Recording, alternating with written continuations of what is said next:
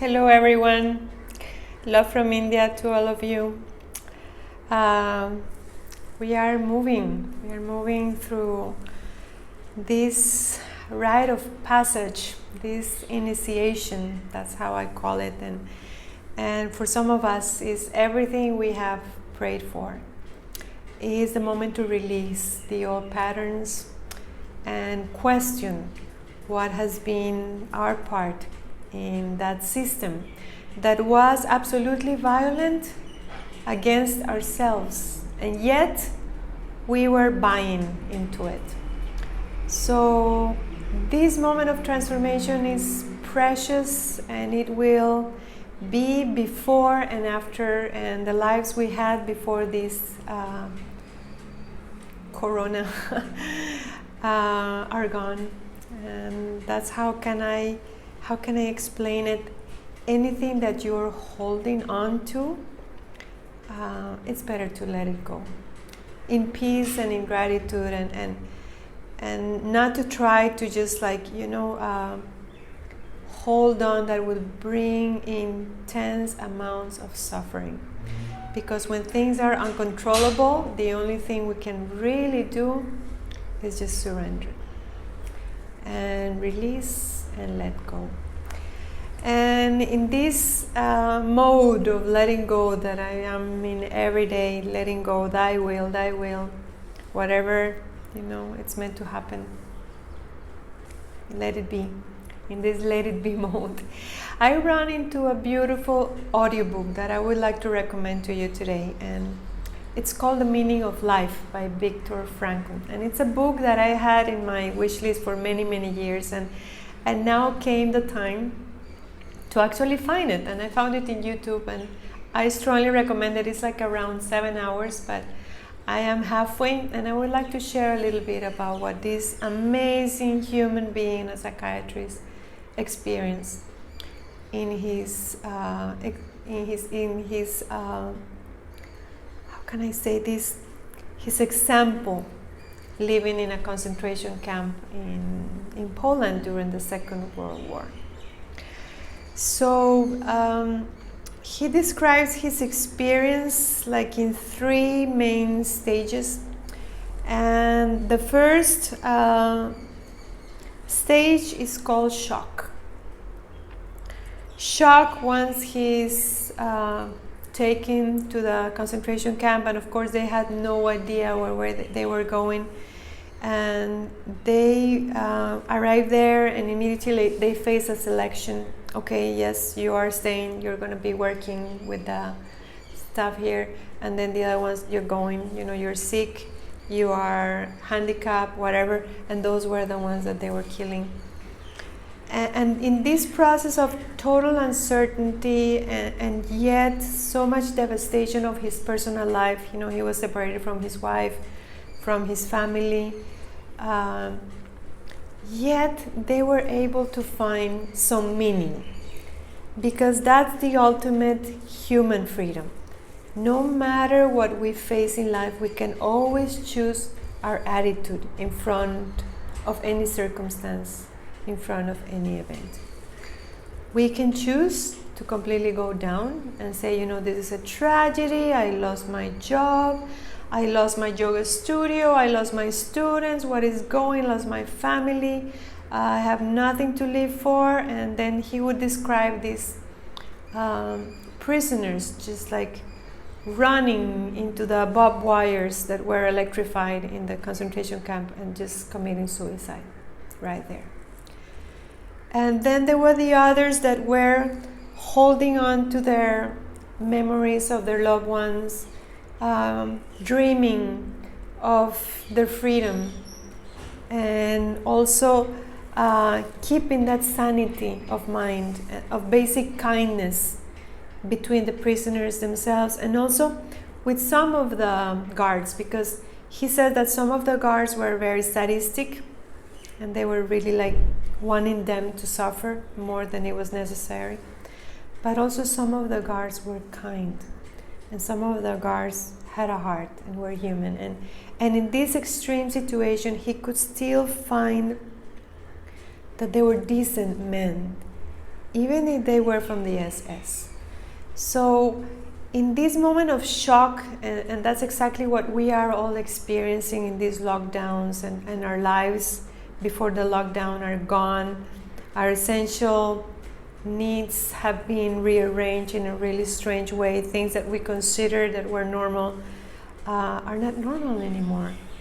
I mean, I am missing going for a cup of coffee that I used to take for granted. I am missing seeing my friends. I am missing, and then we can take it further,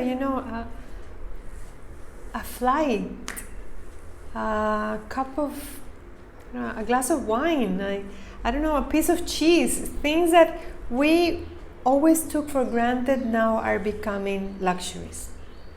And for those of us who are the privileged ones that we are home, I know many of my friends that are somewhere stranded in a foreign country and yet to return to their own country of origin that has been devastated by this pandemic and all the human tragedies. Like, we are all in shock. And what can we do in these moments of shock so we don't keep going lower and lower, as he describes the second stage that is called apathy.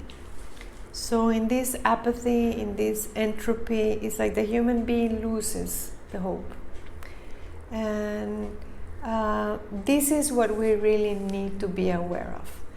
So we need to have strategies day to day, because we don't know how long this lockdown is going to last. Here in India, they already extended it from 14th of April until June.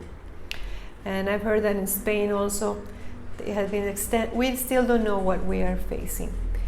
In front of our uncertainty, we can always stay calm. First of all, we can always reach out. We can always choose to be in a positive state of mind, or we can just drink for all those horrible news that are everywhere and just completely become depressed.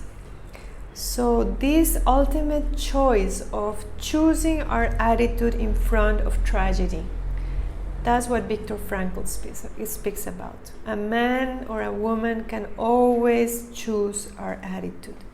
We can choose to stay inspired inside of us. And it was beautiful how he described when he arrived in the concentration camp, he had his manuscript with him with all of his life's work. And the manuscript was destroyed and taken away from him. And during the time in the concentration camp before he was actually liberated, he could rewrite little pieces in little pieces of paper of his research. And then he wrote this book, and then he created a therapy called logotherapy that I still have not gotten into it, but I'm very looking forward to it. What a human being can create, even if in the worst of circumstances. It's so inspiring. Then he speaks about the third stage, between shock in the beginning, apathy when the situation completely overpowers us, and then preparation for freedom for those of us who have been able to manage all these emotions and all these external circumstances. How do we prepare for freedom?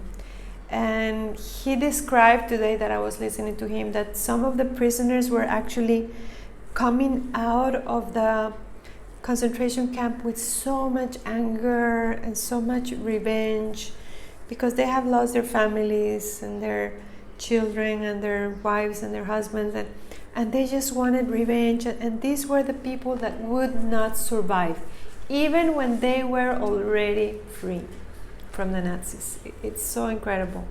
So our attitude once we come out of this lockdown is going to really make the difference. If we are in this attitude of complaining about what is long gone, about being bitter or being angry at what has happened, we are not going to get anywhere. the attitude of being open to everything as if we had chosen this. Because I do believe that at some level we chose this pause. Why? Because the system before this pause was absolutely violent against humankind.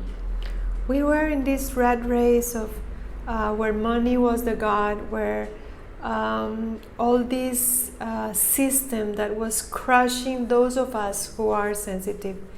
And some of us, before this pandemic started, we had already started saying, you know, I don't agree with this. I'm sorry, this is what is right for the system. It does not agree with me. This is violent for me. So for some of us, we had already started rebelling about rules that are not friendly for human beings.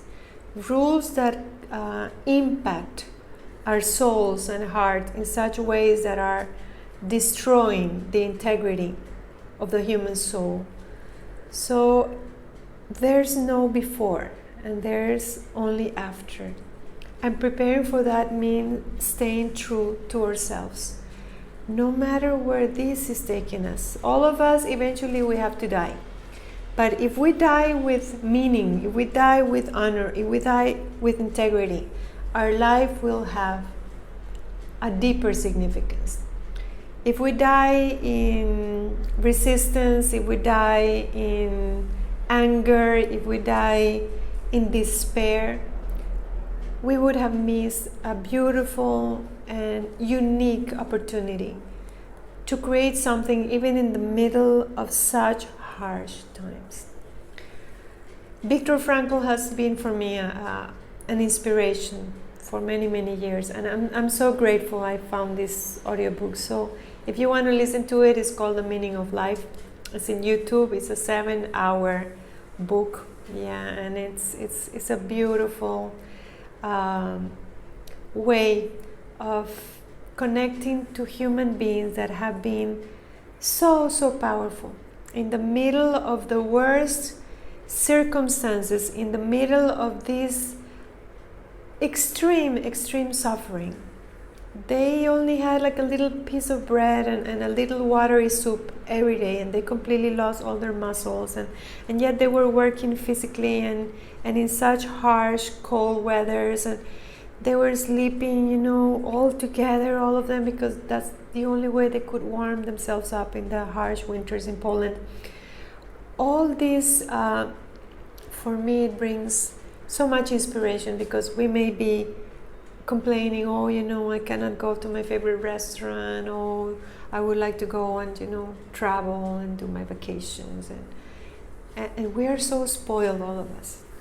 And this minimalism that we are experiencing now, I think it's a wonderful teacher, because we can live a simple life with higher consciousness, with higher awareness, and we can be connected to the people we love, even though, you know, we may not be physically with them.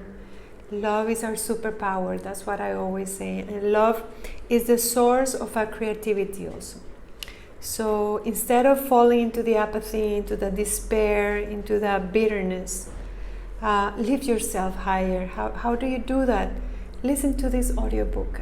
I'm sure this audiobook will just like put things into perspective. If human beings before us have been able to go through these fires of transformation and come out and give to others and inspire others and be an example, that gives me hope. That gives me hope that this is a moment of transformation and it's not a tragedy. It's all how we decide to face this. Yoga teaches us to embrace every moment of our lives with gratitude. So today I'm just grateful to be here, to be with you, to be alive, to be of service. That's all I want to say to you today. Listen to Vicktor Frankl. I'm sure you will be inspired, so inspired as I have been. Thank you so much, everyone. Namaste from India.